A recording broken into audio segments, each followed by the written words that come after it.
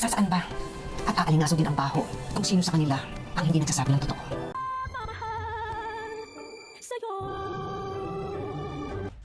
Napakagaling naman ang plot twist nitong Lilet Matias dahil tila lahat ay na-prank at napaniwala na si Ino talaga ay walang sala. Pero ngayong lumabas na ang desisyon ng korte na not guilty siya, ay lumabas na rin ang katotohanan na biktima naman pala talaga itong si Trixie at nagsabi naman pala talaga siya ng katotohanan na nirape siya ni Ino. Yan ang mahirap kasi sa isang sinungaling. Sa oras na nagsasabi ka na ng katotohanan ay hindi ka na paniniwalaan. Sino nga naman kasi ang mag-aakala na ang tulad ni Ino na animoy napakabait na bata ay may tinatago din palang kalokohan.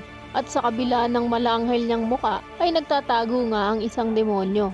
Sa kabilang banda naman, matapos ngang puntahan ni Trixie itong kapatid niyang si Lilet upang ipaintindi kay Lilet na siya talaga ang biktima, ay naramdaman din naman ng ating bida na nagsasabi ng katotohanan itong half-sister niya. Kaya humingi rin siya ng tawad at nagpaliwanag siya na gusto niya lang naman daw kasing lumabas ang katotohanan at bilang isang abogado ay kailangan niyang ipagtanggol ang kliyente niya.